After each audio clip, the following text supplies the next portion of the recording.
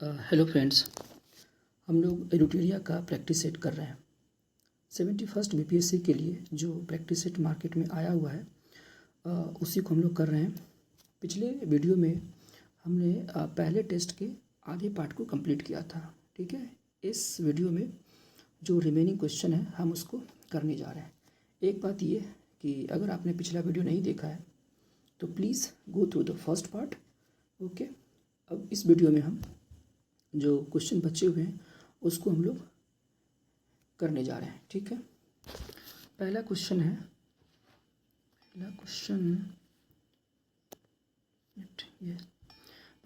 जीवों के विकास के संदर्भ में निम्नलिखित में से कौन सा अनुक्रम सही है। जीवों के विकास के संदर्भ में कौन सा कथन अनुक्रम सही है। तो ये क्वेश्चन थ्योरी ऑफ इवोल्यूशन से है। ठीक है, हमें बताना है कि कौन सा अनुक्रम सही है। सैलामेंडर, अजगर, kangaroo, octopus, dolphin, shark, pangolin, कच्छप, बाज, और डी में है मेढक, केकड़ा और झींगा। ठीक है, तो आपको आंसर करना है कौन सा इसका आंसर सही होगा। तो जो सही आंसर होगा वो ऑप्शन सी होगा। ऑप्शन सी होगा, सैलामेंडर, अजगर, कंगारू ये जीवों के विकास का सही अनुक्रम है। सैलामेंडर एक उभयचर होता है, अजगर सांप है यानी ये सरीसृप है, और कंगारू स्तनधारी है। ठीक है, तो ये सही अनुक्रम होगा। ओके, नेक्स्ट है मानव शरीर में श्वसन वर्णक है मेलानिन, हीमोग्लोबिन, मायोग्लोबिन और यूमेलानिन। कौन सा मानव शरीर का श्वसन वर्णक है। तो जो सही आंसर होगा वो होगा हीमोग्लोबिन। हीमोग्लोबिन हमारे रक्त में पाया जाता है और यह एक आयरन युक्त प्रोटीन होता है। ठीक है, इसका काम क्या है। तो इसका काम है शरीर में ऑक्सीजन का परिवहन करना। ठीक है, तो यहाँ पे हमारा आंसर हो जाएगा ऑप्शन बी। ठीक है, ओके, नेक्स्ट है 78। कह रहे कौन सा कथन असत्य है। डॉक्टरी थर्मामीटर का परास 35 डिग्री सेल्सियस से 42 डिग्री सेल्सियस तक होता है। बी है प्रयोगशाला तापमापी का परास प्रायः -10 डिग्री सेल्सियस से 110 डिग्री सेल्सियस तक होता है। सी है प्रयोगशाला तापमापी का उपयोग मानव शरीर का ताप मापने के लिए किया जा सकता है। डी है डिजिटल थर्मामीटर में पारे का उपयोग नहीं किया जा सकता। ठीक है, तो हमें बताना है कौन सा कथन असत्य है। तो पहला जो है डॉक्टरी थर्मामीटर का जो रेंज होता है यानी उसका परास 35 से 42 डिग्री सेल्सियस तक होता है, तो ये सही स्टेटमेंट है। ठीक है, प्रयोगशाला तापमापी का परास -10 से 110 डिग्री सेल्सियस तक होता है, यह भी सही है। ठीक है, प्रयोगशाला तापमापी का उपयोग मानव शरीर का ताप मापने के लिए किया जा सकता है, तो ये स्टेटमेंट असत्य है। ठीक है, क्योंकि हम अपने शरीर का ताप मापने के लिए डॉक्टरी थर्मामीटर का इस्तेमाल करते हैं, प्रयोगशाला के तापमापी का इस्तेमाल नहीं करते हैं। ठीक है, तो ये हमारा गलत हो जाएगा और डी ऑप्शन सही स्टेटमेंट है। ठीक है, डिजिटल थर्मामीटर में पारे का उपयोग नहीं किया जाता है, तो हमारा आंसर होगा कौन सा होगा, सी हो जाएगा हमारा आंसर। ठीक है, सी नंबर। ओके, नेक्स्ट, किसी सरल लोलक या कमानी से लटके हुए पिंड के दोलन प्रनोदित कहलाते हैं। दोलन प्रनोदित कहलाते हैं कब, जब यह दोलन मुक्त रूप से होते रहते हैं, बाह्य कारक दोलन को निरंतर बनाए रखता है, दोलन क्षय बलों के कारण रुकने लगता है। ठीक है, कौन सा होगा इसके लिए जिम्मेदार कारण कौन सा होगा बताना है आपको। तो जो इसका रीज़न है ना दोलन को प्रनोदित करने का, वो होता है बाह्य कारक दोलन को निरंतर बनाए रखता है। जो बाह्य कारक होता है ना वो दोलन को निरंतर बनाए रखता है। बाह्य कारण यानी जो एक्सटर्नल फोर्स लगता है ना, वो होता है। आप इसको देखेंगे सरल लोलक को ना कुछ इस तरह का होता है। जैसे मान लेते हैं,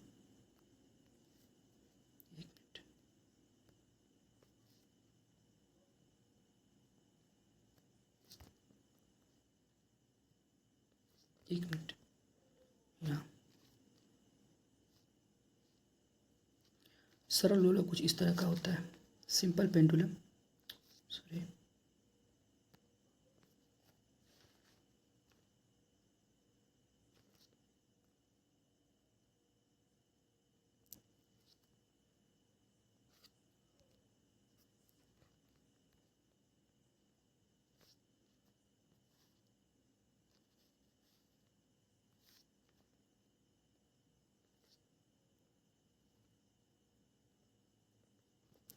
एक सेकेंड।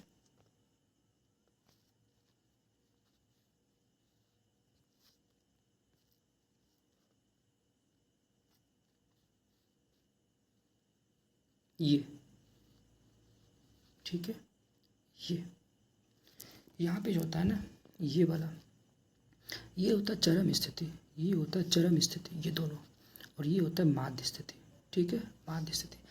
इसके साथ कुछ कंडीशन होता है। यहाँ पे इस पेंडुलम का जो सिंपल पेंडुलम होता है, ये यहाँ पे वेलोसिटी मैक्सिमम होता है। ठीक है, वेलोसिटी मैक्सिमम होता है यहाँ पे। ठीक है, और वेलोसिटी मैक्सिमम होगा तो काइनेटिक एनर्जी भी क्या होगा, काइनेटिक एनर्जी भी मैक्सिमम होता है, काइनेटिक एनर्जी भी मैक्सिमम होता है। ठीक है, और यहाँ पे क्या होता है, यहाँ पे एक्सीलरेशन मैक्सिमम होता है, एक्सीलरेशन। ठीक है, यहाँ पे एक्सीलरेशन मैक्सिमम होता है, और एक्सीलरेशन मैक्सिमम तो फोर्स भी क्या होगा, फोर्स भी मैक्सिमम होता है यहाँ पे। ठीक है, और एक चीज़ और यहाँ पे पोटेंशियल एनर्जी भी मैक्सिमम होता है। ठीक है, तो इससे बहुत सारे सवाल बनते हैं। सिंपल पेंडुलम जो सरल लोलक होता है उसमें से कुछ भी पूछा जा सकता है, कई एग्जाम में यहाँ से सवाल बन चुका है। ठीक है, तो ये होता है माध्य स्थिति, ये होता है चरम स्थिति। यहाँ पे velocity maximum, kinetic energy maximum, यहाँ पे एक्सीलरेशन मैक्सिमम, फोर्स मैक्सिमम, और एक होता है पोटेंशियल एनर्जी। ठीक है, पोटेंशियल एनर्जी भी यहाँ पे मैक्सिमम होता है। ठीक है, इससे सवाल बनते रहते हैं। ओके, आगे देखते हैं। तो इसका आंसर हो जाएगा बी। 79 का आंसर हमारा क्या हो जाएगा, बी हो जाएगा। ठीक है, बी नंबर। ये बाह्य कारक दोलन को निरंतर बनाए रखता है, यानी एक्सटर्नल फोर्स उसके लिए जिम्मेदार होता है। ठीक है, नेक्स्ट है, कह निम्न में से कौन सा कथन सही नहीं है। किसी जलीय विलयन का क्वथनांक जल के क्वथनांक से अधिक होता है। ठीक है, तो ये तो सही स्टेटमेंट है। ठीक है, कोई सिंपल जल है और कोई इसका सॉल्यूशन है, तो उसका जो क्वथनांक होता है सिंपल जल के क्वथनांक से ज़्यादा होता है। ठीक, किसी विलयन में विलयों के योग से इसका जल विभव बढ़ जाता है। सी देखते हैं, किसी विलयन में जल का वाष्प दाब शुद्ध जल में वाष्प दाब की तुलना में निम्न होता है। यहाँ पे निम्नलिखित नहीं होगा, निम्न होगा, यानी कम होता है। ठीक है, डी में कह रहा है, जब किसी विलयन को एक अर्ध पारगम्य झिल्ली द्वारा जल से अलग किया जाता है तो विलयन पर दबाव देने से जल के प्रवाह को रोका जा सकता है। ठीक है, तो ये जो है, ये डी भी सही स्टेटमेंट है। और सी जो है, किसी विलयन में जल का वाष्प दाब शुद्ध जल में वाष्प दाब की तुलना में निम्न होता है, तो यह भी स्टेटमेंट सही है। तो हमारा गलत क्या होगा, तो गलत स्टेटमेंट बी है। किसी विलयन में विलयों के योग से इसका जल विभव बढ़ जाता है, नहीं, बढ़ता नहीं है। ठीक है, ये बढ़ता नहीं है जल विभव इसका, तो आंसर क्या हो जाएगा, बी हो जाएगा। यही हमको फाइंड करना था। ठीक है, बी नंबर। ठीक है, बी नंबर, हाँ, बी नंबर। ओके, नेक्स्ट है, निम्नलिखित में से कौन सा पौधों में मौजूद सरल अस्थायी उत्तकों का एक समूह है। पौधे में दो तरह के उत्तक होते हैं, एक सरल अस्थायी उत्तक और दूसरा होता है जटिल उत्तक। तो सरल में पैरेन्काइमा, कोलेन्काइमा और स्क्लेरेन्काइमा होता है, और जटिल में जाइलम और फ्लोएम होता है। तो यही पूछ रहा था कौन सा सरल अस्थायी उत्तक होता है। ठीक है, तो ऑप्शन ए हो जाएगा हमारा आंसर, ऑप्शन ए, पैरेन्काइमा। आप चाहें तो पैरेन्काइमा, कोलेन्काइमा के बारे में जो और स्क्लेरेन्काइमा के बारे में 2-3 पॉइंट याद रख सकते हैं। ठीक है, पैरेन्काइमा क्या होता है, जितना भी पौधे का नया भाग होता है, जैसे फल, फूल, पत्ती, ठीक है, जो नए भाग होते हैं, पौधे के नए निर्मित भाग होते हैं, उसमें पैरेन्काइमा उत्तक पाया जाता है। ठीक है, पैरेन्काइमा उत्तक का काम क्या है, तो जो पौधे भोजन बनाते हैं उसको संग्रहित करने का काम होता है पैरेन्काइमा का। ठीक है, कोलेन्काइमा जो होता है ना, ये कोलेन्काइमा कोन पे मोटा होता है, यानी एंड पॉइंट पे ये मोटा होता है। ठीक है, और इसका काम है पौधे को प्रत्यास्था प्रदान करना, यानी पौधे में लचक प्रदान करता है। पौधा जो लचीला होता है, पौधा वो कोलेन्काइमा के कारण होता है, और इसी लचक के कारण जो झाड़ी वाला पेड़ होता है वो आंधी तूफान में भी झुक जाता है लेकिन टूटता नहीं है। ठीक है, ये कोलेन्काइमा की वजह से होता है। तीसरा है स्क्लेरेन्काइमा। स्क्लेरेन्काइमा जो होता है वो मृत उत्तक का बना होता है। ठीक है, और ये पौधे को मजबूती प्रदान करता है, जैसे बीज का आवरण हो जाता है, बीज होता है कितना कठोर होता है, तो ये कठोरता प्रदान करता है, उसको मजबूती देता है ये। ठीक है, तो ये सब पॉइंट पेरेन्काइमा, कोलेनकाइमा और स्क्लेरेन्काइमा से बनते रहते हैं क्वेश्चन, ठीक है। ओके, नेक्स्ट देखते हैं 82। कह रहा है कौन सा विटामिन बी कॉम्प्लेक्स का सदस्य नहीं है। तो विटामिन बी कॉम्प्लेक्स में कई सारे विटामिन होते हैं, देखते हैं। पहला है थायमीन, तो थायमीन होता ही है विटामिन B1। दूसरा है राइबोफ्लेविन, ठीक है, विटामिन B2, ठीक। उसके बाद है folic acid, folic acid vitamin B9 होता है। और चौथा है स्कॉर्बिक एसिड, स्कॉर्बिक एसिड मतलब विटामिन C। तो विटामिन बी कॉम्प्लेक्स का सदस्य नहीं है, तो जो सदस्य नहीं है इसका कौन सा है, स्कॉर्बिक एसिड, यानी ऑप्शन ये मतलब चौथा जो है वो नहीं होगा। तो हमारा आंसर क्या हो जाएगा, आंसर हो जाएगा हमारा ये स्कॉर्बिक एसिड वाला, यानी केवल बी हो जाएगा, केवल 4 हो जाएगा, ठीक है। बाकी जो है वो सब बी कॉम्प्लेक्स का टाइप है। और ये जो है चौथा वाला स्कॉर्बिक एसिड ये विटामिन C है, ठीक है। तो आंसर हमारा बी हो जाएगा, केवल 4। ओके, नेक्स्ट है मैचिंग करना है। राइबोसोम की खोज किसने की थी, माइटोकॉन्ड्रिया की खोज, केंद्रिका की खोज, कोशिका सिद्धांत का प्रतिपादन, ठीक है। तो मिला देते हैं इसको। कोशिका सिद्धांत का प्रतिपादन किसने किया था, स्लाइडन और स्वान ने किया था। किसने किया था, स्लाइडन और स्वान ने किया था, ओके, स्लाइडन और स्वान ने। उसके बाद है राइबोसोम की खोज, राइबोसोम की खोज की थी इसने पैलेड ने, किसने, पैलेड ने इसकी खोज की थी। इसमें रॉबिन्सन भी थे, ठीक है। तीसरा है माइटोकॉन्ड्रिया की खोज, तो माइटोकॉन्ड्रिया की खोज ये रिचर्ड ऑल्टमैन ने किया था। उसके बाद एक ही बचा हुआ है केंद्रिका की खोज, तो केंद्रिका की खोज है ये फेलिक फोंटाना ने किया था, फेलिक फोंटाना ने किया था, ठीक है। राइबोसोम के बारे में देख लेते हैं कि राइबोसोम प्रोटीन संश्लेषण का कार्य करता है, ठीक है। इसीलिए सेल का जो ये कहलाता है प्रोटीन फैक्ट्री, वो राइबोसोम कहलाता है, ठीक है। राइबोसोम प्रोटीन का संश्लेषण करता है, इसीलिए राइबोसोम को सेल का यानी कोशिका का प्रोटीन फैक्ट्री कहते हैं। माइटोकॉन्ड्रिया पावर सप्लाई करता है, ठीक है, इसलिए इसको पावर हाउस कहते हैं सेल का, ओके। नेक्स्ट है ये कोशिकीय सिद्धांत का प्रतिपादन, ये तो किसने किया था, ये स्लाइडन और स्वान ने किया था। और इसमें कहा गया था कि प्रत्येक जीव की उत्पत्ति किसी न किसी कोशिका से ही होती है, ठीक है, ये चीज़ है। नेक्स्ट है, उसके बाद हम देखते हैं 84 युग पर विचार करना है।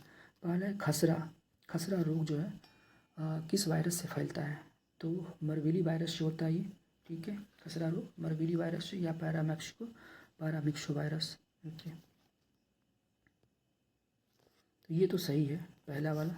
पीत ज्वर है, ठीक है, पीत ज्वर है आर्थोमिक्सो वायरस, पीत ज्वर है आर्थोमिक्सो वायरस। तो पीत ज्वर यानी इसी को बोलते हैं येलो फीवर बोलते हैं, इसी को येलो फीवर बोलते हैं, ठीक है। और ये होता है अरबो वायरस से, पीत ज्वर जो होता है ना वो अरबो वायरस से होता है, अरबो वायरस से होता है, ठीक। पीत ज्वर होता है अरबो वायरस से, और हर्पीज होता है हर्पीज वायरस से, ठीक है। तो मैचिंग करना था, सॉरी ये कहना था कौन सा युग्म सही सुमेलित है। तो जो सही सुमेलित है वो केवल एक ही तो है ना, एक है, हाँ पहला वाला, ठीक है, केवल एक युग्म सुमेलित है, बाकी दोनों गलत था, ठीक है।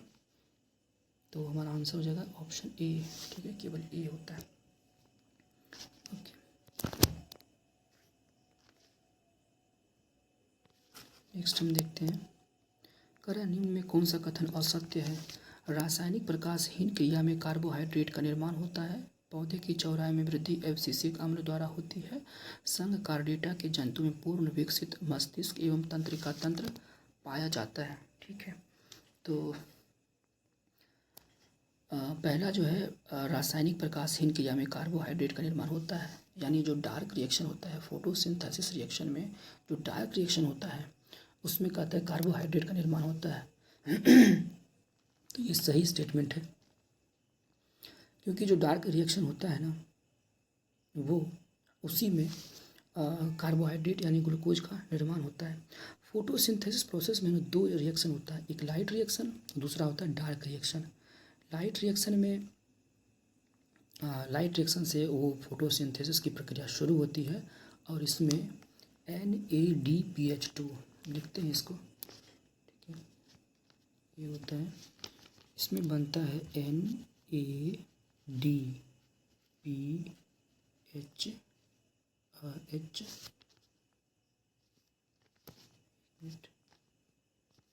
NADPH2, ठीक है, एंड ATP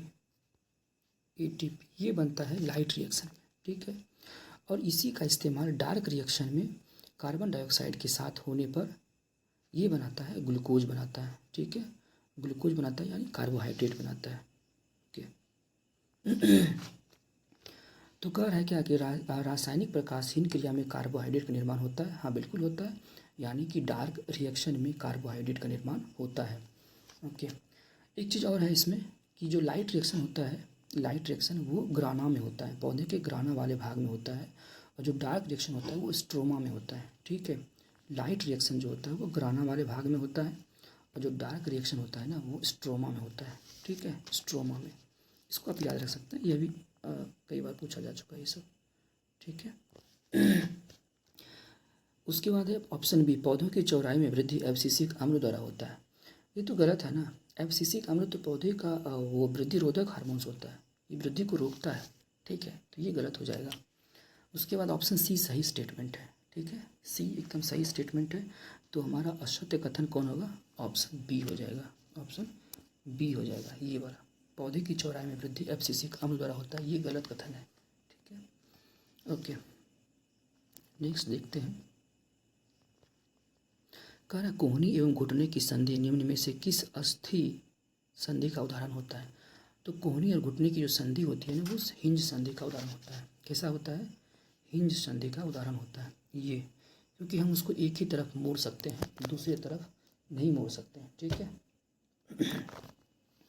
उसके बाद है निम्नलिखित में कौन सी गैस पीने के पानी को शुद्ध करने के प्रयोग में लाई जाती है।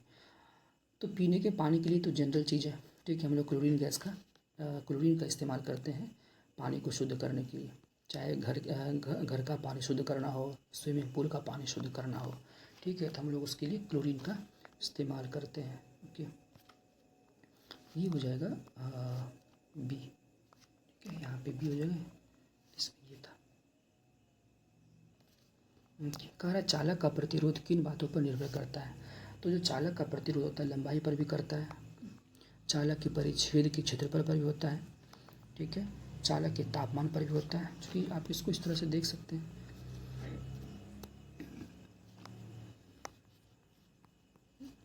रेजिस्टेंस बराबर होता है रो इंटू L/A होता है, ठीक है। ये बस ये आप याद रखेंगे फॉर्मूला, आपका सवाल बन जाएगा, ठीक है। ये वाला, ये लेंथ होता है ये, और ये एरिया है, ठीक है, और यहाँ पे तापमान पे ये जो होता है इसका डेंसिटी, ये तापमान पर भी डिपेंड करता है, ठीक है।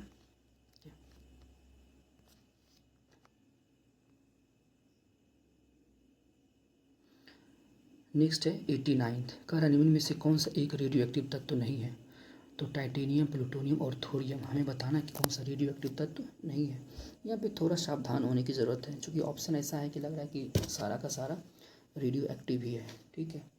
तो आप ध्यान से जब देखेंगे तो जो टाइटेनियम है उसका एटॉमिक नंबर 22 होता है, यानी 22 होता है, ठीक है। और रेडियो एक्टिव एलिमेंट होने के लिए कुछ शर्त होता है, जैसे कि उसका जो नाभिक होता है वो अस्थायी नाभिक का होता है, और प्रोटॉन और न्यूट्रॉन का जो रेशियो होता है वो 1.5 से ज़्यादा होना चाहिए, ठीक है। तो प्लूटोनियम, थोरियम ये सब में तो होता ही है, क्योंकि इसका जो रेशियो होता है वो 1.5 से ज़्यादा होता है, ठीक है। टाइटेनियम जो है ना, ये रेडियो एक्टिव तत्व नहीं है, क्योंकि इसका एटॉमिक नंबर 22 है, ठीक है, ये स्टार्टिंग का एलिमेंट है। और आमतौर पे जो 84th नंबर का एटम है उस एलिमेंट है, उसके आगे जाके रेडियो एक्टिव एलिमेंट हमारे टेबल में मिलता है, ठीक है। तो यहाँ पे हो जाएगा टाइटेनियम, टाइटेनियम रेडियो एक्टिव तत्व नहीं है, ठीक है, यानी ये हो जाएगा टाइटेनियम, पहला ऑप्शन। नेक्स्ट है 90 नंबर क्वेश्चन, DPT वैक्सीन का प्रयोग किन बीमारी के लिए किया जाता है। तो DPT वैक्सीन एक कॉमन डिजीज है ये, ठीक है, इसको डिप्थीरिया, काली खांसी और टिटनेस इसके लिए हम लोग इसका प्रयोग करते हैं। ठीक है, नेक्स्ट निम्नलिखित में किस में खुला परिसंचरण तंत्र पाया जाता है? आर्थ्रोपोडा में, एनेलिडा में, कार्डेटा में और सभी कशेरुक में। ठीक है, तो किस में पाया जाता है? तो जो आर्थ्रोपोडा होता है ना, आर्थ्रोपोडा, उसमें खुला परिसंचरण तंत्र पाया जाता है। आर्थ्रोपोडा के साथ मोलस्का भी होता है, तो दोनों में ना खुला परिसंचरण तंत्र पाया जाता है। ठीक है, खुला परिसंचरण मतलब ये कि जो रक्त का फ्लो होता है ना, किसी क्लोज वेसल से नहीं होता है। ठीक है, बंद नलिका से नहीं होता है उसमें। ठीक है, तो खुला होता है वो। ओके, नेक्स्ट है केंद्रीय रिक्तिका। केंद्रीय रिक्तिका यानी जो सेंट्रल वॉक्यूल्स होता है, जो केवल पादप कोशिका में पाई जाती है, इसका कार्य क्या है? अच्छा, रिक्तिका का कार्य बताना है, उसका क्या कार्य होता है? यह पानी और अन्य पदार्थों को स्टोर करता है। यह कोशिका के अंदर और बाहर पदार्थों की गति को नियंत्रित करता है। आनुवांशिक जानकारी संग्रहित करता है। ठीक है, क्या इसका कार्य है? तो इसका कार्य होता है ना, ये जल संतुलन का कार्य करता है। ठीक है, क्योंकि इसका जो कार्य होता है, ये अपने अंदर ना पानी, खनिज लवण और कुछ पोषक तत्व इसको स्टोर करके रखता है। ठीक है, स्टोर करने का पर्पस ये होता है कि अगर कोई पौधा कभी लंबे समय तक सूखे का सामना कर रहा है, ठीक है, पानी नहीं मिल रहा है इन्वायरमेंट से उसे, तो क्या है कि जो रिक्तिका होता है ना, वो इमरजेंसी के लिए अपने अंदर वो पानी, पोषक तत्व, खनिज लवण इत्यादि को स्टोर करके रखता है, ताकि वो उस समय इमरजेंसी में पौधे को वो चीज़ सप्लाई कर सके। ठीक है, तो यही हो जाएगा ऑप्शन ए, या पानी और अन्य पदार्थों को स्टोर करके रखता है। ठीक है, ऑप्शन ए हो जाएगा यहाँ पे ये। ओके, नेक्स्ट है, कह रहा है कि ट्रिपेनोसोमा प्रोटोजोआ जो निद्रालु व्याधि नामक बीमारी की वजह है, किस प्रकार का प्रोटोजोआ होता है? वही है जो नींद की बीमारी होती है ना, तो जो प्रोटोजोआ से ही होता है, ट्रिपेनोसोमा नामक प्रोटोजोआ से। ठीक है, निद्रा रोग जिसको बोलते हैं। कह रहा है जो प्रोटोजोआ होता है किस टाइप का होता है? ठीक है, पक्षावी प्रोटोजोआ, अमीबीय प्रोटोजोआ, कशावी प्रोटोजोआ। तो ये जो होता है उसका टाइप कशावी प्रोटोजोआ होता है। ठीक है, कशावी प्रोटोजोआ, ऑप्शन सी हो जाएगा। नेक्स्ट कर रहा है हमारे तंत्र में अधिकतम एटीपी अणुओं को उत्पन्न करने वाला पद कौन सा है? अधिकतम एटीपी अणुओं को उत्पन्न करने वाला पद क्रीब्स चक्र होता है। कौन सा होता है? क्रीब्स चक्र, ऑप्शन बी हो जाएगा। ठीक है, बी। देखिए, श्वसन के दौरान ना हमारे शरीर में श्वसन के दौरान दो तरह का प्रोसेस होता है, एक होता है ग्लाइकोलाइसिस और दूसरा होता है क्रेब्स चक्र। ठीक है, तो ग्लाइकोलाइसिस और क्रेब्स चक्र दोनों के दौरान हमारे शरीर में एटीपी ऊर्जा की प्राप्ति होती है। ठीक है, एटीपी ऊर्जा की प्राप्ति होती है। ग्लाइकोलाइसिस प्रोसेस में 2 अणु एटीपी ऊर्जा मिलता है, जबकि क्रेब्स चक्र में 36 एटीपी ऊर्जा की प्राप्ति होती है। तो हमें पूछ रहा था अधिकतम किस में होगा, तो अधिकतम होता है क्रेब्स साइकिल में। ठीक है, इसको और भी अगर डिटेल से जानना चाहें तो आप पढ़ भी सकते हैं, लेकिन मोटा मोटी बात यह है कि श्वसन का पूरा प्रोसेस 2 स्टेप से होकर गुजरता है। पहला होता है ग्लाइकोलाइसिस। ग्लाइकोलाइसिस ऑक्सीजन के अवशेष में होता है। ग्लाइकोलाइसिस का जो प्रोसेस होता है वो साइटोप्लाज्म में होता है, यानी कोशिका द्रव्य में होता है। ठीक है, और इसमें ग्लूकोज के एक अणु का आंशिक रूप से विघटन होता है। ठीक है, ग्लूकोज के एक अणु का आंशिक रूप से विघटन होता है, और इस विघटन के बाद 2 अणु पायरुविक अम्ल बनता है, 4 हाइड्रोजन परमाणु बनता है और 2 अणु एटीपी ऊर्जा की प्राप्ति होती है। ठीक है, और यही पायरुविक अम्ल का इस्तेमाल फिर क्रेब्स साइकिल में होता है, जहाँ पे 2 अणु पायरुविक अम्ल से 30 एटीपी ऊर्जा मिलता है, और जो 4 हाइड्रोजन परमाणु था उससे 6 एटीपी ऊर्जा प्राप्त हो जाता है। ठीक है, तो 30 और 6 36 हो जाए, 36, और पहले से 2 अणु एटीपी था हमारा ग्लाइकोलाइसिस प्रोसेस में, तो 2 अणु एटीपी मिलता है ग्लाइकोलाइसिस में, और 36 मिल जाता है हमको यहाँ पे माइटोकॉन्ड्रिया में, जो कि क्रेब्स साइकिल में होता है। तो कुल मिला के 38 एटीपी हमें ऊर्जा की प्राप्ति होती है। लेकिन अधिकतम कह रहा था क्वेश्चन के अनुसार हमारा जो आंसर होगा वो क्रेब्स साइकिल होगा, क्योंकि क्रेब्स साइकिल में 36 ATP ऊर्जा की प्राप्ति होती है। ठीक है, ओके। नेक्स्ट देखते हैं, कह रहा है कि अब यहाँ से आ गया बिहार का सेक्शन। ठीक है, कह रहा है वैशाली में आयोजित द्वितीय बौद्ध संगीति की अध्यक्षता किसने की थी। ठीक है, तो आप जानते हैं कि बौद्ध संगीति 4 बौद्ध संगीति हुई थी। ठीक है, पहला राजगीर में, उसके बाद वैशाली, फिर पाटलिपुत्र, और चौथा जो हुआ था वो कश्मीर में हुआ था। तो कह रहा है कि वैशाली में जो हुआ था उसकी अध्यक्षता किसने की थी। तो पहला तो महाकाश्यप किया था, उसके बाद वैशाली में सवाकामी किया था, तीसरा मोगिल पुत्तिश था पाटलिपुत्र वाला, और वसुमित्र वो तो कश्मीर का था। ठीक है, वहाँ पे किया था। तो हमारा जो आंसर हो जाएगा यहाँ पे सी हो जाएगा। ठीक है, सवाकामी। ओके, नेक्स्ट है कि निम्न में से किसके नेतृत्व में दिगंबर संप्रदाय का उद्भव हुआ था। तो जो जैन संप्रदाय था, आप जानते हैं कि वो बाद में चल के 2 भाग में बट गया था। ठीक है, एक था ये स्थूलभद्र, भद्रबाहु। हाँ, दिगंबर संप्रदाय। क्वेश्चन क्या है कि किसके नेतृत्व में दिगंबर संप्रदाय का उद्भव हुआ था। तो जो दिगंबर संप्रदाय था उसका उद्भव हुआ था भद्रबाहु के नेतृत्व में।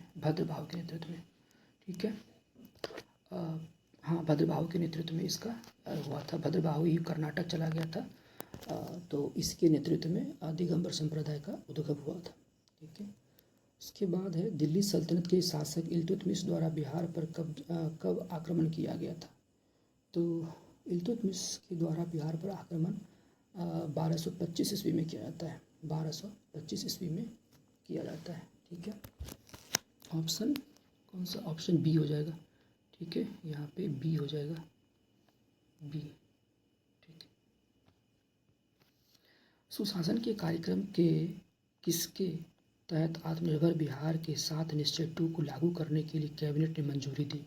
तो कैबिनेट ने वो 7 निश्चय कार्यक्रम के बारे में पूछ रहा है। 7 निश्चय कार्यक्रम 2 जो है वो कब उसको मंजूरी दिया गया था, किस कार्य के लिए, किस कार्यकाल के लिए। तो ये जो समय था वो 2020 से 25 के लिए था। ठीक है, 7 निश्चय 2 2020 से 25 के लिए था, जबकि 7 निश्चय 1 जो था वो 2015 से 20 के लिए था। ठीक है, ये हो जाएगा हमारा सी नंबर। ठीक है, कारण निम्न में से किस प्रमंडल का किशोर वय लिंग अनुपात राज्य के औसत से अधिक है। तो वही है बाल लिंगानुपात पूछ रहा है। ठीक है, तो क्या हो जाएगा, यहाँ पे हो जाएगा सारण। ठीक है, सारण हो जाएगा, क्योंकि इसी में आता है कौन सा, गोपालगंज, जहाँ पे लिंगानुपात क्या है, सबसे अधिक है। ठीक है, निम्न में से किस सड़क का निर्माण शेरशाह के द्वारा नहीं किया गया था। तो बंगाल से सिंध है, आगरा से बुरहानपुर है, आगरा से चित्तौड़ है। तो ये सब जितना भी सड़क है इस सब का निर्माण शेरशाह के द्वारा किया गया था। ठीक है, तो हमारा आंसर क्या होगा, डी हो जाएगा। ठीक है, उपयुक्त में से कोई नहीं, क्योंकि सबका किया गया था। ये कहा है कौन सा नहीं किया था, इनमें से कोई नहीं, क्योंकि सबका किया गया था। अंग्रेजों के द्वारा पटना में अपनी पहली फैक्ट्री कब स्थापित की गई थी। इसका आंसर ये हो जाएगा। ठीक है, इसमें ये था सारण। ओके, नेक्स्ट है, अंग्रेजों के द्वारा पटना में अपनी पहली फैक्ट्री कब स्थापित की गई थी। तो अंग्रेजों के द्वारा पटना में पहली फैक्ट्री 1620 में स्थापित की गई थी। ठीक है, 1620 में। और इसी में क्वेश्चन बनता है, डच ने पटना में कब अपना फैक्ट्री स्थापित किया था। तो वो किया था 1632 में किया था। 1632 में डच किया था। ठीक है, डच। अंग्रेज किया था 1620 में। ठीक, ओके। 1857 की क्रांति में सर्वप्रथम विद्रोह तत्कालीन बिहार के किन क्षेत्र में हुआ था। तो उस समय तो बिहार झारखंड सब मिला हुआ था। तो क्वेश्चन वही है कि तत्कालीन बिहार के किस क्षेत्र में सबसे पहले क्रांति हुई थी। तो ये इलाका था रोहिणी का, जो कि देवघर में पड़ता है। ठीक है, रोहिणी है ना।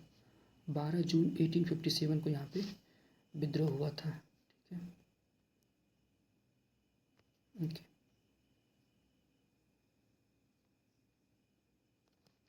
कहा कोसी नदी को निम्न में से किस नदी के साथ जोड़ने के लिए जल शक्ति मंत्रालय के द्वारा मंजूरी दी गई है। तो कोसी को मेची से जोड़ने का एक प्रस्ताव था, जिसको केंद्र सरकार के द्वारा मंजूरी मिल गई है, ठीक है। मेची नदी, कोसी मेची लिंक परियोजना है ये, ठीक है, मेची नदी। उसके बाद निम्न में से कौन सी नदी उत्तर बिहार के मैदान में प्रवाहित नहीं होती है?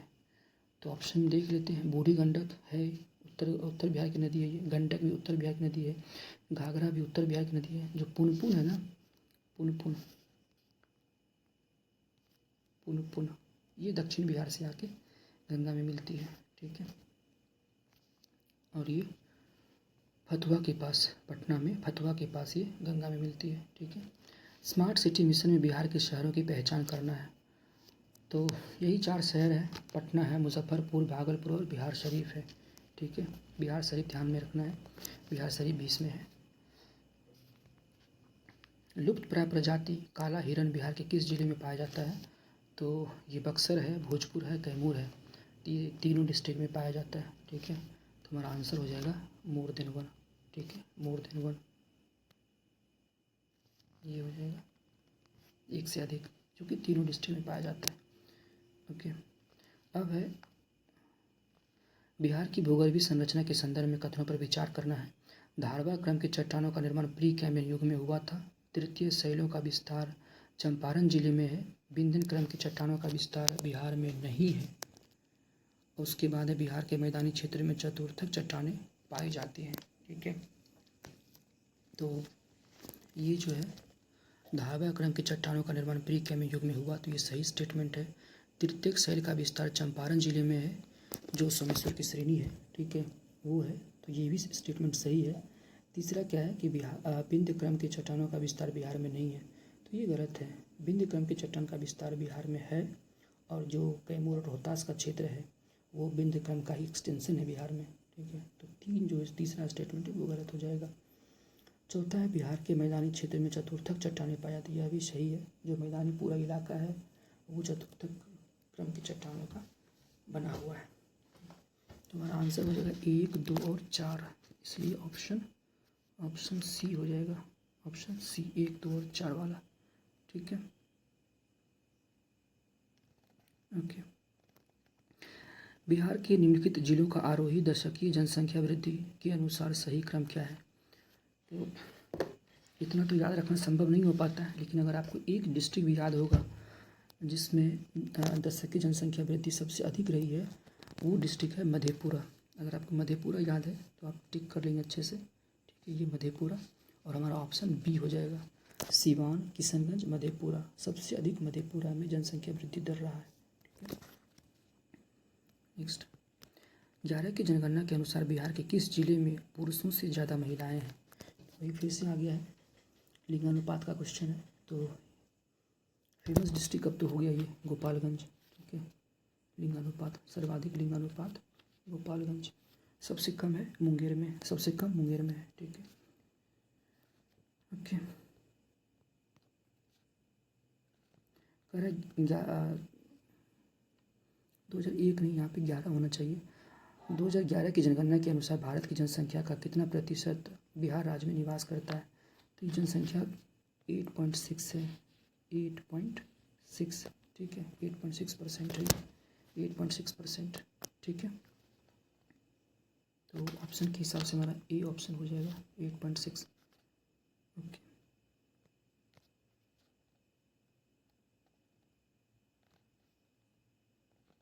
नेक्स्ट है DSIB का अर्थ है डोमेस्टिक सिस्टमेटिकली इम्पोर्टेंट बैंक, ठीक है। तो ये फुल फॉर्म है। DSIB बैंकों की विफलता का व्यापक आर्थिक प्रभाव हो सकता है। DSIB घोषित बैंकों को अतिरिक्त पूंजी और विनियामक दायित्वों से छूट देता है। तो पहला और दूसरा जो है वो स्टेटमेंट सही है। तीसरा जो है ना, DSIB घोषित बैंकों को अतिरिक्त पूंजी और विनियामक दायित्वों से छूट दी जाती है, तो ऐसा कोई प्रावधान इसमें नहीं होता है, ठीक है। तो 1 और 2 हमारा स्टेटमेंट सही है, ठीक है, 1 और 2 यानी पहला वाला, ये हमारा आंसर हो जाएगा, ओके।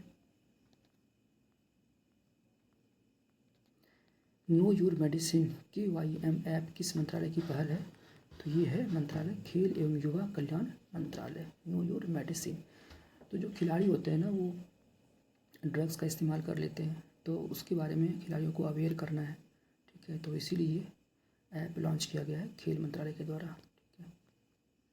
दिल्ली मेट्रो द्वारा शुरू की गई सेवाओं के संबंध में निम्न कथनों पर विचार करना है। शी राइड्स सेवा केवल महिलाओं के लिए और महिला चालकों द्वारा संचालित की जाएगी। उसके बाद है राइडर सेवा सभी मेट्रो यात्रियों के लिए उपलब्ध है, चाहे वो महिला हो या पुरुष। तो ये दोनों स्टेटमेंट सही है। ठीक है, दोनों स्टेटमेंट सही है। ओके, दोनों स्टेटमेंट इसमें सही है। नेक्स्ट है रक्षा अनुसंधान एवं विकास संगठन DRDO ने भारत की पहली लंबी दूरी की हाइपरसोनिक स्वदेशी मिसाइल का सफलतापूर्वक परीक्षण किया है। तो ये सही स्टेटमेंट है।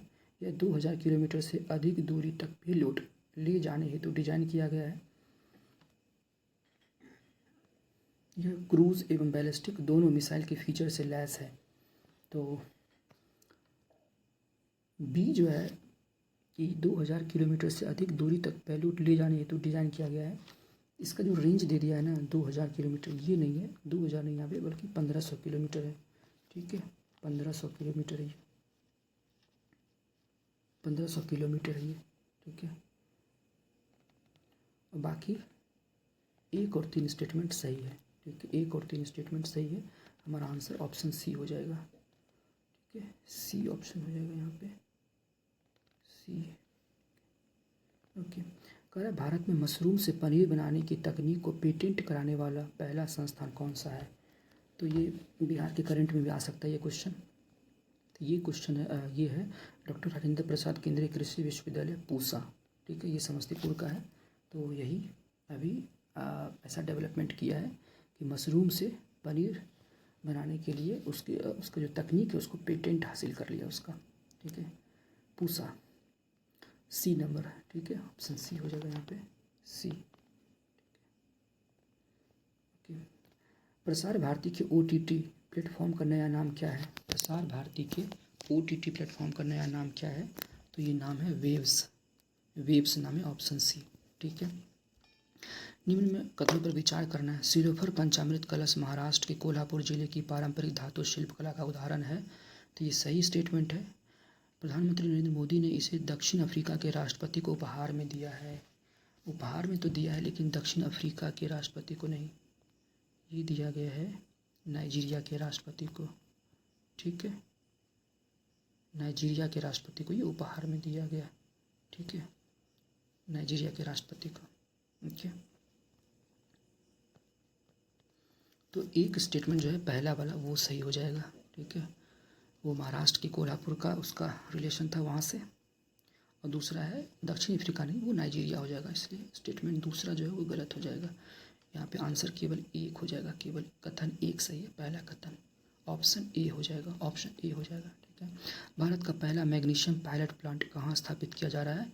तो ये किया जा रहा है जमशेदपुर में। ठीक है, जमशेदपुर में किया जा रहा है, यहाँ पे ऑप्शन सी हो जाएगा यहाँ पे। ठीक है, 119 है बोस्टन कंसल्टिंग ग्रुप BCG के रिपोर्ट के अनुसार निम्न कथनों पर विचार करना है। ठीक है, कहा है भारत विश्व भर में AI विशेषज्ञों की संख्या के मामले में दूसरे स्थान पर है। तो ये सही स्टेटमेंट है।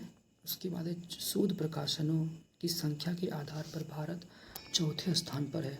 तो भारत इसमें चौथे स्थान पर नहीं बल्कि भारत तीसरे स्थान पर है। ठीक है, तो एक स्टेटमेंट हमारा केवल सही होगा, यानी पहला स्टेटमेंट आंसर हो जाएगा केवल एक, केवल कथन एक सही है, यानी पहला ऑप्शन हो जाएगा हमारा आंसर। ठीक है, पहला ऑप्शन। ओके, कह रहा है दूसरा है भारत का पहला ऐसा डाक सर्किल कौन सा बना जिसने वेद और उपनिषदों पर विशेष आवरण जारी किया है। तो ये डाक सर्किल कोई और नहीं बल्कि बिहार डाक सर्किल है। ठीक है, बिहार डाक सर्किल, ऑप्शन सी। नेक्स्ट है sunflowers were the first one to know किस भाषा की लघु फिल्म है जिसे हाल ही में ऑस्कर के लिए नामित किया गया है। तो ये किस भाषा की फिल्म है, ये शॉर्ट फिल्म है ये। तो ये फिल्म है कन्नड़ फिल्म। ठीक है, कन्नड़ भाषा की ये शॉर्ट फिल्म है, उसको ऑस्कर के लिए नामित किया गया है। ठीक, अब कह रहा है कि अब कोई बहाना नहीं, अब कोई बहाना नहीं अभियान महिला एवं बाल विकास मंत्रालय और ग्रामीण विकास मंत्रालय की एक साझेदारी है। दूसरा है यह अभियान विश्व बैंक के समर्थन से चलाया जा रहा है। तो पहला स्टेटमेंट तो सही है। ठीक है, पहला स्टेटमेंट सही है। दूसरा है कि यह अभियान विश्व बैंक के समर्थन से चलाया जा रहा है, नहीं, यह संयुक्त राष्ट्र के समर्थन से चलाया जा रहा है, संयुक्त राष्ट्र के समर्थन से। तो केवल एक सही हो जाएगा, पहला वाला, यानी आंसर हमारा ए हो जाएगा, ऑप्शन ए, ऑप्शन ए हो जाएगा। ठीक है, हाँ। कर हाल ही में ब्रिटेन की कंजर्वेटिव पार्टी की पहली अश्वेत महिला अध्यक्ष कौन बनी है?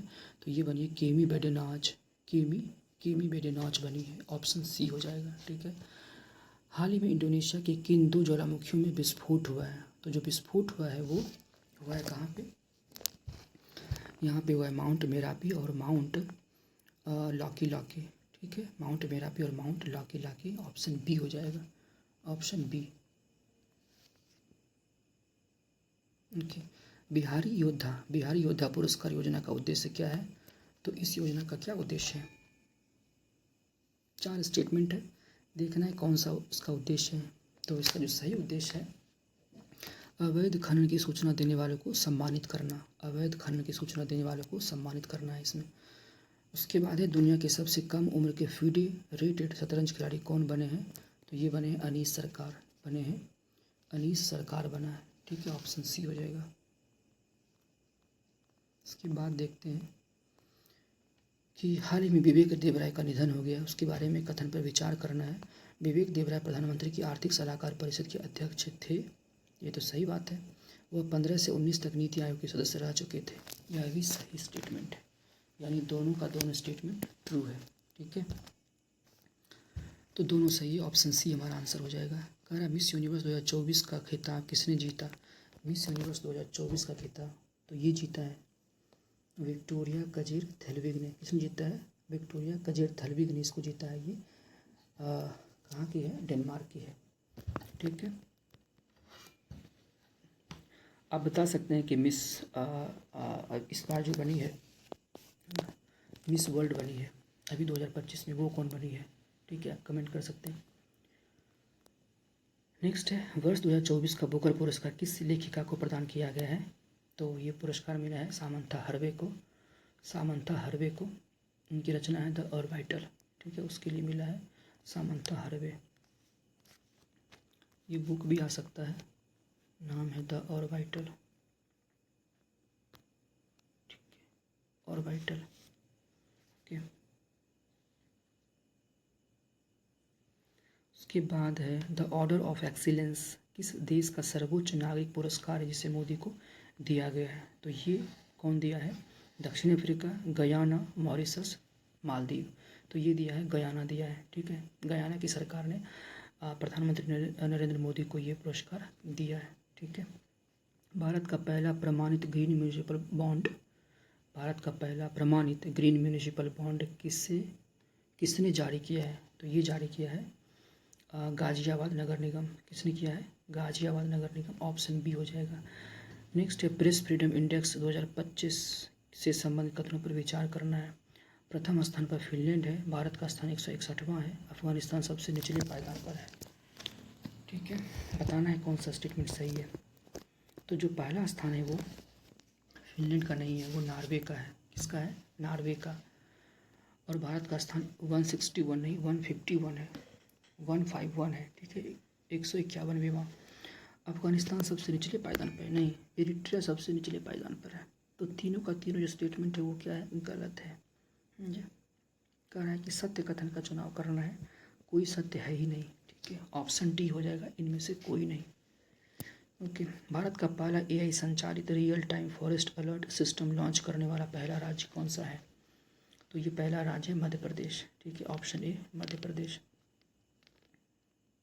मध्य प्रदेश है ये। वर्ष 2025 के बजट में भविष्य विभाग की स्थापना करने वाला पहला राज्य, भविष्य विभाग की स्थापना करने वाला पहला राज्य हरियाणा है। ठीक है, ऑप्शन डी हो जाएगा। खेलो इंडिया के बारे में है, खेलो इंडिया, प्रथम खेलो इंडिया बीच गेम से संबंधित कुछ स्टेटमेंट है, देखते हैं। इसका उद्घाटन 19 मई 2025 को दीव के घोघला बीच पर एवं समापन दीव की INS खुखरी मेमोरियल में किया गया। ठीक है, इसका शुभंकर जो था पर्ल डॉल्फिन था। 5 स्वर्ण, 6 रजत और 3 कांस्य के साथ हरियाणा टॉप पे रहा है। तो इसमें जो गलत है वो यही है, हरियाणा वाला। हरियाणा टॉप पे नहीं बल्कि मणिपुर टॉप पे रहा था, और मणिपुर टॉप पे आके पूरे देश को चौंका दिया था। ठीक है, कि मणिपुर कैसे यहाँ पे टॉप में आ गया, बल्कि रियल बात यही है कि वही मणिपुर ही उसमें टॉप में आया था। बाकी दोनों स्टेटमेंट सही है। ठीक है, ओके नेक्स्ट देखते हैं। इसमें हाँ दोनों स्टेटमेंट सही था, 1 और 2 सही है, तीसरा गलत है। तो हमारा आंसर क्या हो जाएगा, 1 और 2, ऑप्शन ए हो जाएगा। ऑप्शन ए हमारा सही हो जाएगा, 1 और 2। ओके, किस देश ने दुनिया की पहली राष्ट्रीय स्तरीय क्रिप्टो पर्यटन भुगतान प्रणाली शुरू किया है? क्रिप्टो स्तरीय पर्यटन भुगतान प्रणाली शुरू किया है कौन सा देश? ये देश है भूटान। ठीक है, भूटान शुरू किया है। 42वां राष्ट्रीय सीनियर रोइंग चैंपियनशिप 2025 का आयोजन कहाँ किया गया है? तो रोइंग चैंपियनशिप का आयोजन कहाँ? ये भोपाल में हुआ है, भोपाल मध्य प्रदेश। ऑप्शन बी हो जाएगा। ठीक है, कह रहा 24-25 के बजट में घोषित प्रधानमंत्री इंटर्नशिप योजना का लक्ष्य क्या है? इंटर्नशिप योजना का लक्ष्य है, तो हम आंसर ही पढ़ देते हैं इसका। इसका जो लक्ष्य है वो शीर्ष 500 कंपनियों में से 5 वर्षों में 1 करोड़ युवाओं को इंटर्नशिप प्रदान करना है। ठीक है, ऑप्शन बी हो जाएगा। शीर्ष 500 कंपनियों में 5 वर्षों में 1 करोड़ युवाओं को इंटर्नशिप प्रदान करना है इसका। ठीक है, उसके बाद है व्यक्तित्व अधिकार का मुख्य उद्देश्य क्या है? अभी सुप्रीम कोर्ट में इसके ऊपर बहुत सारा बहस हुआ है। ठीक है, उसके आधार पर ये करंट का क्वेश्चन बनाया गया है। कह रहा व्यक्तित्व अधिकार का मुख्य उद्देश्य क्या है? व्यक्तित्व अधिकार का मुख्य उद्देश्य में बताना है, उसका मुख्य उद्देश्य क्या है। तो उसका जो मुख्य उद्देश्य है कि व्यक्ति की पहचान के व्यावसायिक उपयोग को नियंत्रित करना, व्यक्ति के पहचान के व्यावसायिक उपयोग को नियंत्रित करना ये है। ठीक है, उसके बाद है ध्रुव नीति। ध्रुव नीति का पूर्ण रूप क्या है? ध्रुव नीति का पूर्ण रूप है ये है आपका digital hub for reference and unique virtual address. Option B, digital hub for reference and unique virtual address. ठीक है, ये है। अब यहाँ से मैथ का क्वेश्चन है। ठीक है, हम आंसर बता देते हैं, आप इसको सॉल्व कर लेंगे। पहला का जो है 141 का जो आंसर होगा वो 15 हो जाएगा, यानी ऑप्शन बी हो जाएगा। ऑप्शन बी हो जाएगा यहाँ पे। ठीक है,